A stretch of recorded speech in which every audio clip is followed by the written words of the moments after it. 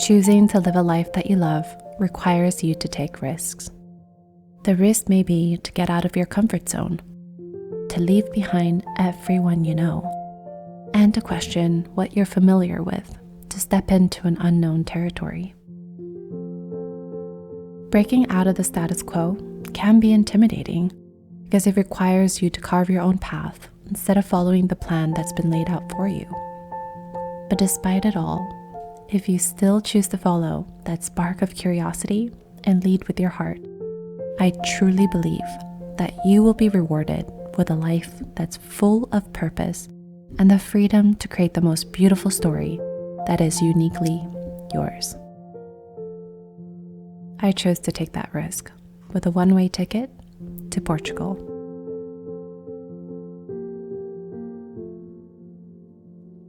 Some of you guys have been asking me, why Portugal? Well, there's layers to that answer. But to sum it up, I fell in love with the country when I visited for the first time 3 years ago. I immediately felt that the pace of life here was more aligned with how I like to move through life. People of all ages having conversations over a cup of coffee, families taking time to enjoy the food, the neighborhood park, the long Sunday afternoons. I know, the grass is not always greener on the other side, and I didn't move here with unrealistic expectations. I just had a strong feeling that people here seemed to value the same things that I value, and I wanted to find out what it's like to be immersed in it every day.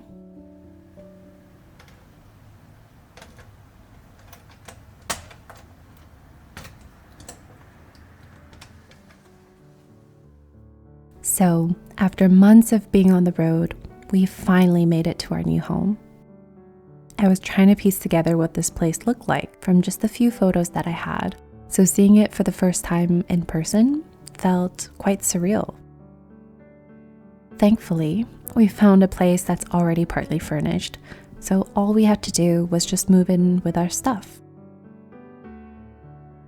It's an older home with so much character and charm, and it's dotted with little details that tell the story of the people who lived here in the past. We're going to be here for at least 1 year until we find our permanent place, so I don't want to make big changes to this place. Maybe I'll look for some cool art pieces, add some plants, just for some personal touches, but that's about it.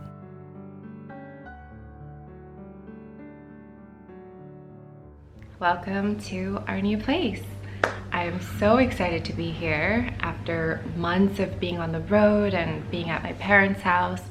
I feel like I can finally breathe and relax a little bit. So we signed the contracts before actually seeing the place, and I had no idea what to expect, but everything so far has exceeded my expectations. There's a little cafe or restaurant right outside our window here, so we can hear people talking and eating, which I don't mind at all. It's not the sound of traffic or honking, things like that. I can't wait to settle in. I think I'm gonna go look around the house a little bit more, explore, clean up a little bit, and start unpacking our bags.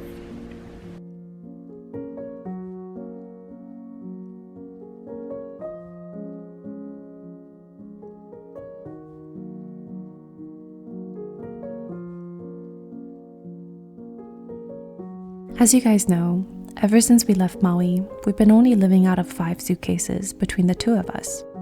That in itself has been truly an eye-opening experience because I realized how little I really need to live my life and how little my happiness depends on stuff.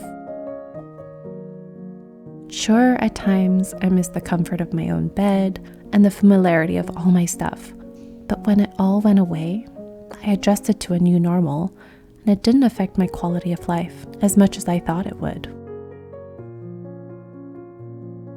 I don't think I could just live out of a suitcase forever, nor do I plan to, but it did change my perspective on what I want to work towards moving forward.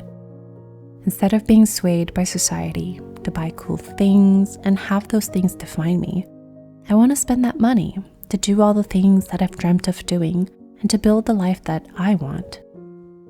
The past me would have wanted to buy all new furniture, new appliances, new outfits, and completely redecorate the space. But now I would rather spend it on taking Portuguese lessons, maybe even enroll in sailing or surfing classes, trying different restaurants, just traveling around Europe. For most of us, money is a limited resource. So is our time, our energy, effort, and focus. So if we're not intentional, then it's really easy for life to just pass us by until one day we realize that we've given it all away to everyone and everything except for ourselves. But if we can look past the definition of success and happiness that the media and society throws at us, then we have the freedom to choose how to direct our precious resources. This is truly the biggest lesson that minimalism has taught me. Maybe you don't really care to buy a house, but instead you want to save up to start a little nonprofit for a cause that you deeply care about. Maybe you don't want to have a big white wedding, but instead want to travel and experience the world with your partner. Maybe you want to hold off on going to college and take some time off to learn a skill. Whatever your dreams may be, the choice is yours. It's always been. But we're influenced to think otherwise because we live in a society full of other people who tell us what to do and what not to do.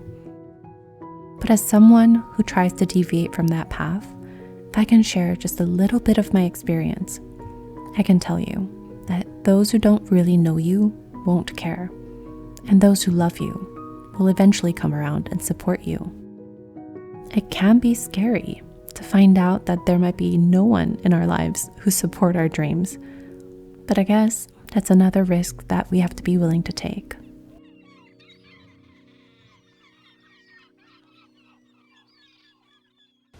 We woke up really late today. I feel like our bodies are still jet lagged and still need a lot of time to kind of recover from all the traveling and moving all those bags from one place to another. But today is a really nice sunny day. It's not too hot, not too cold, so we're gonna walk around and explore the neighborhood. I really want to get to know the restaurants and the cafes and the little stores nearby. So I think today's a perfect day to do that. I'm going to take my camera along so I can show a little bit for you guys. Yeah, I can't wait to take you along.